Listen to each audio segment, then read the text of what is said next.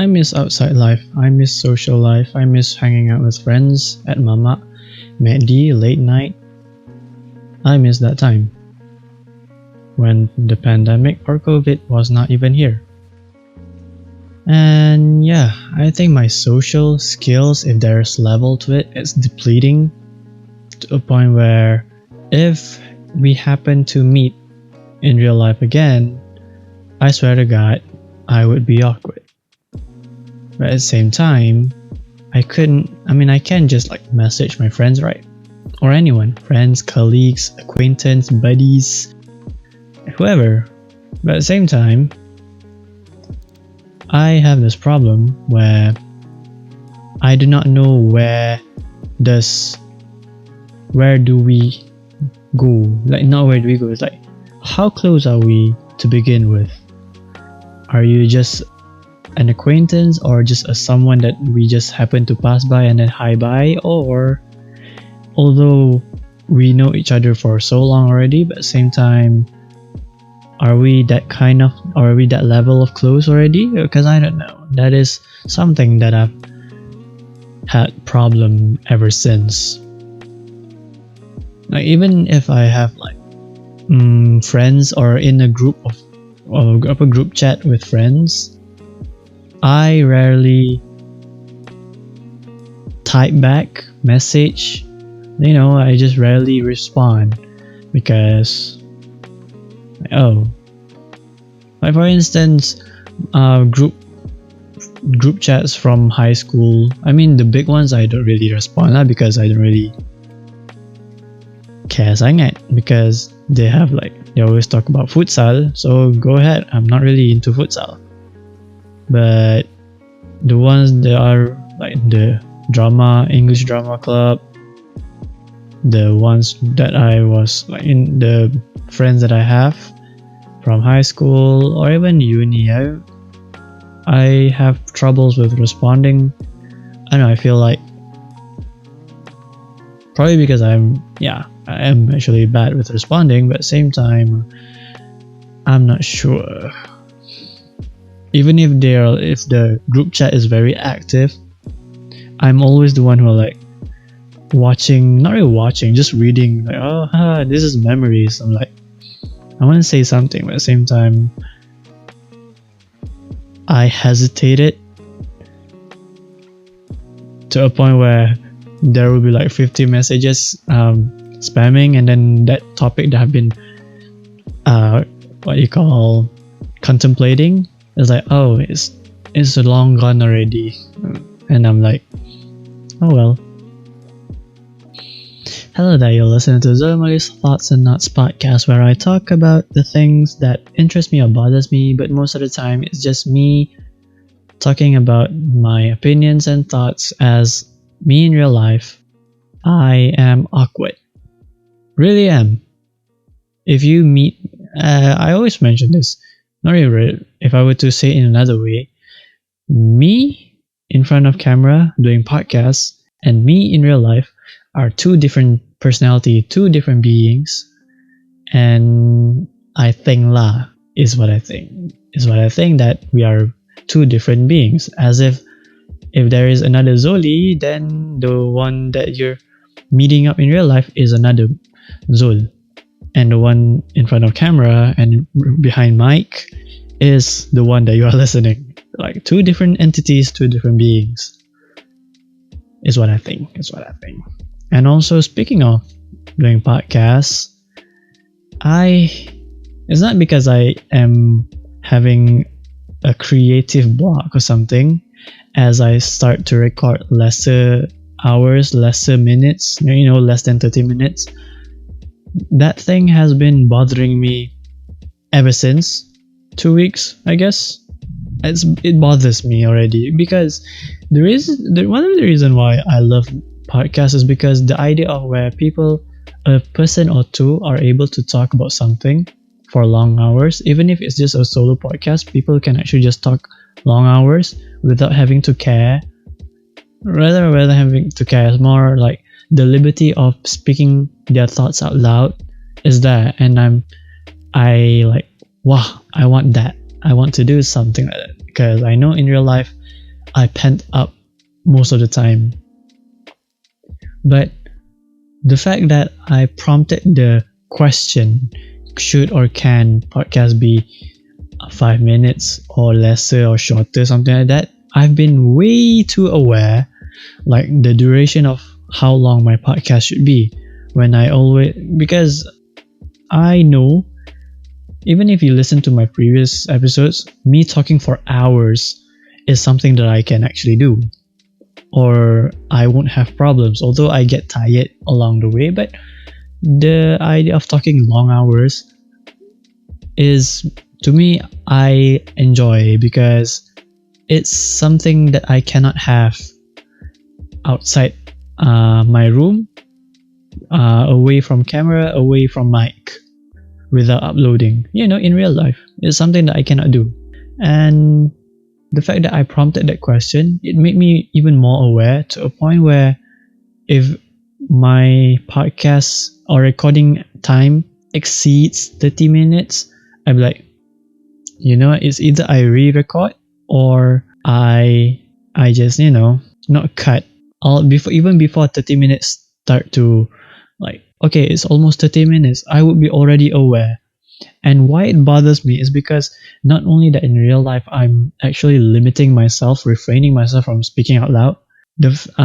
Me talking in podcasts also, I have put a self limiter, which I do not want, because I know not only that I will pent up in real life, but I'm also penting up in my own podcast. And I am, how do I say, not depressed.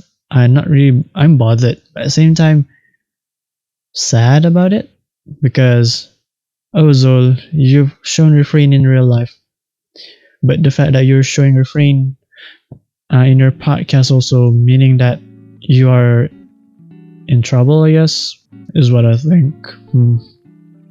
But anyways,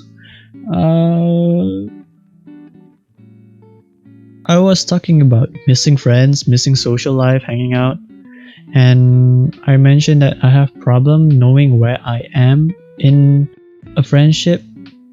Not really because it's the fault of the other person. It's pretty much just me setting my boundaries and walls too high, or I'm very not open. Although, for instance, I know you probably like 4 or 5 years already, yet I would feel like, were we actually just acquaintances, or just we happen to be in a group and then we just be friends? I mean, at the same time, I know who are my friends. They're like, oh, I trust you more.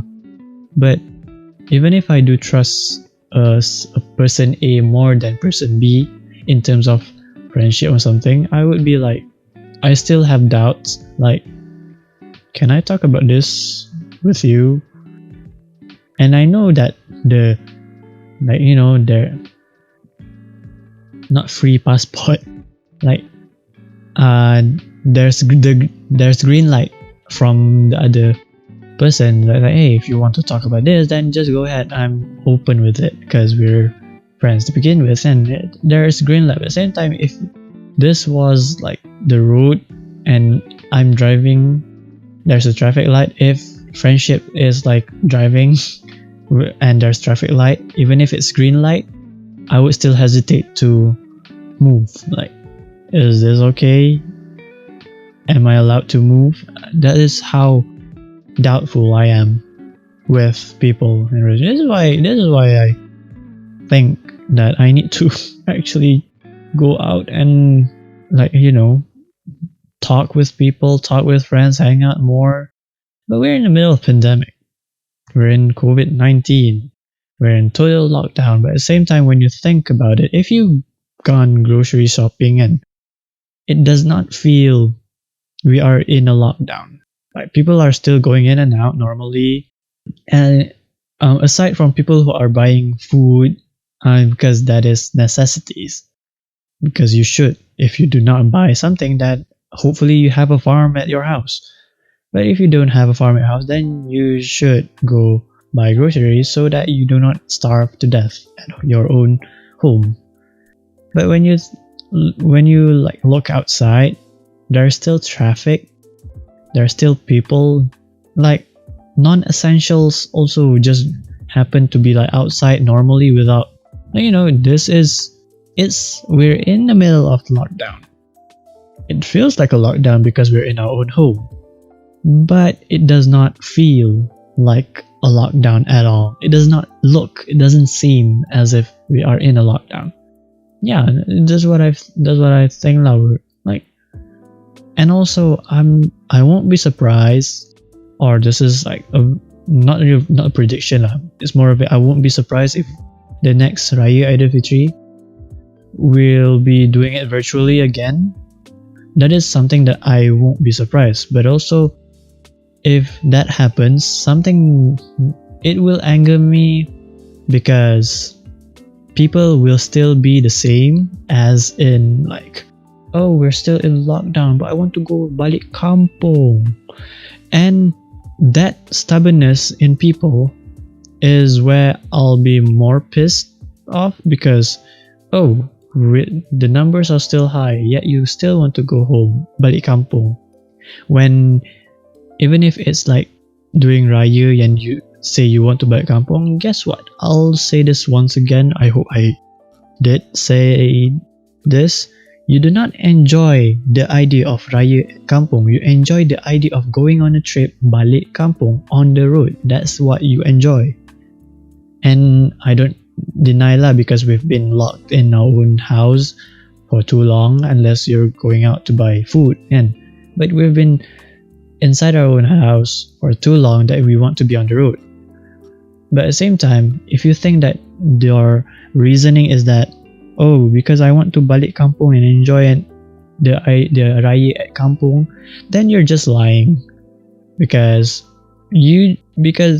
as I said, you only enjoy the idea of on the road going to celebrate Raya at your own kampung. And even if you say, oh, because I want to meet my relatives and all, guess what? You can meet your relatives. You can video call them right now, if you miss them so much. I mean, I also, even if I miss my friends so much, then I can just video call them if I want.